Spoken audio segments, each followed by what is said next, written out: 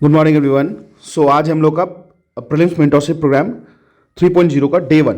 ठीक है, अब देखो डे 1 में हम लोग किस तरीके से मूव करेंगे। स्टार्टिंग में हम लोग क्या करेंगे ना, जो भी चीज़ें हम लोग स्टार्ट करें, जैसे मान लो आज हम लोग modern Indian history plus general science की एक टॉपिक को लेके पैरेलल में लेके चलेंगे।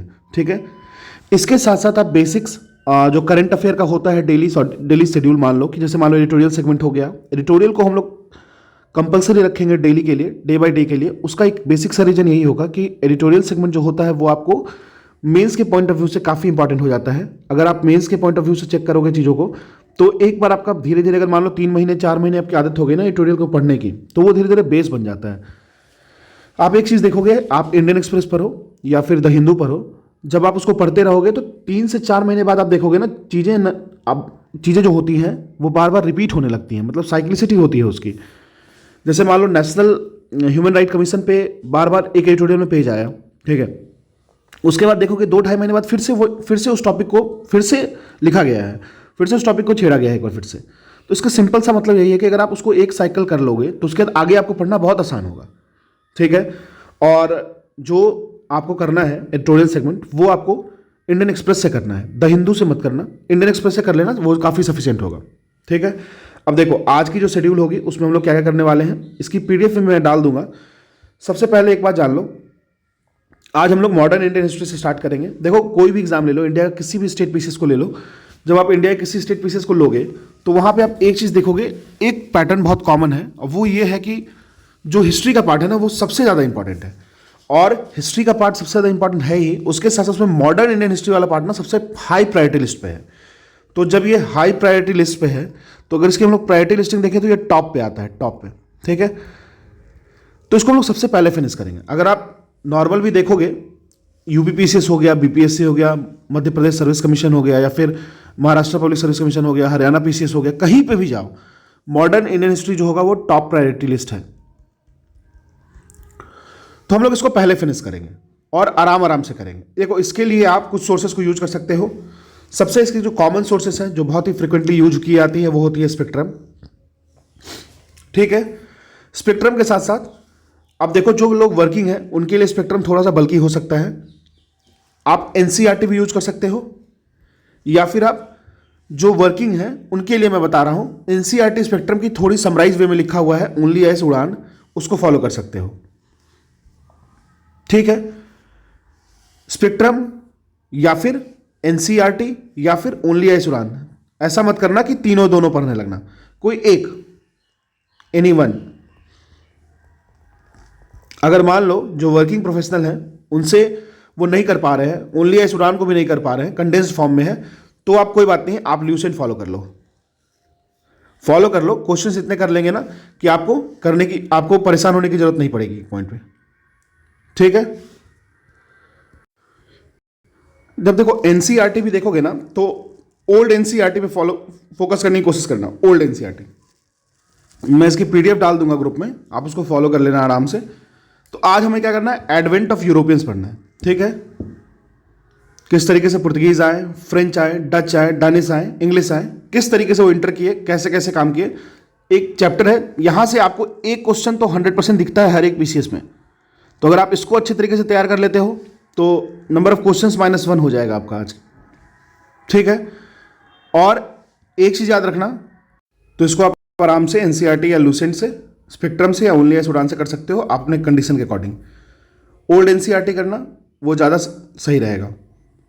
ठीक है, अब देखो अगर आप एनसीईआरटी यूज करते हो तो उसमें एक चैप्टर है European penetration and British conquest of India, इसको फॉलो कर सकते हो, ये इसको फुलफिल करेगा। ठीक है, अब देखो जब इसको देखोगे ना,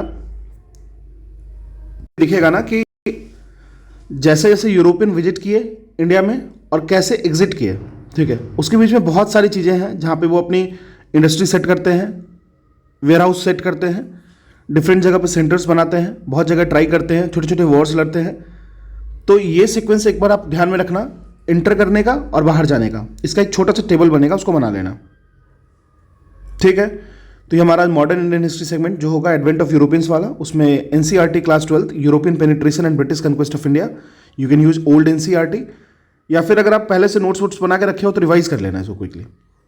ठीक है, अब देखो सेकंड आता है जनरल साइंस, उसमें मैंने आज एक टॉपिक स्टार्ट किया है। देखो अगर आप जनरल साइंस और मॉडर्न हिस्ट्री को अच्छी तरीके से फिनिश कर लेते हो ना, पीसीएस में आपके समझ लो कि 40+ मार्क्स बन रहे हैं दोनों को मिला के।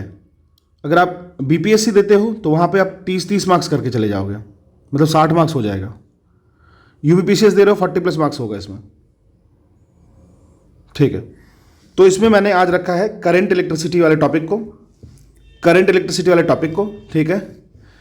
इसके लिए आप ल्यूसेंट भी यूज़ कर सकते हो, एनसीईआरटी भी यूज़ कर सकते हो, कोई दिक्कत नहीं है। जब आप एनसीईआरटी यूज़ करोगे तो आपको क्लास 10th की चैप्टर 12th देखने को मिलेगी।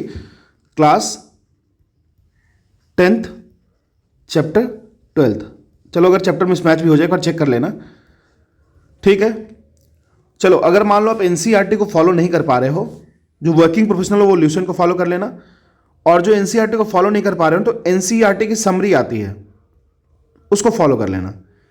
लेकिन जनरल साइंस में एनसीईआरटी के अलावा कोई स्कोप मत रखना, एनसीईआरटी को फॉलो करने की कोशिश करना, ठीक है।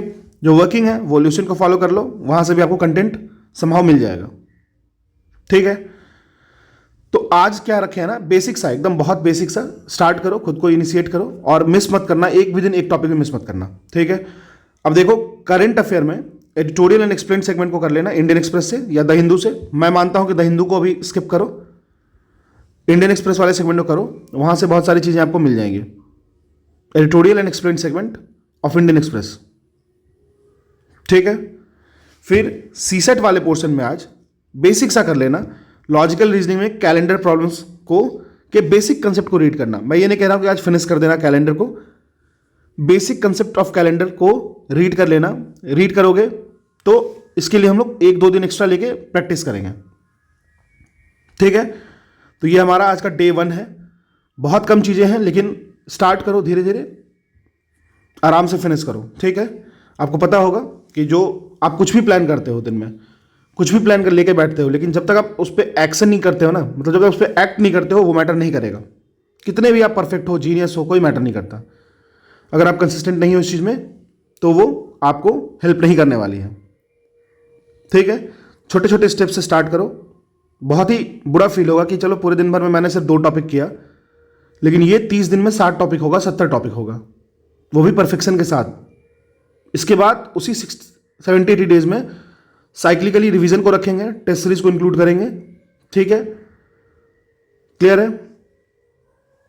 चलिए, थैंक यू।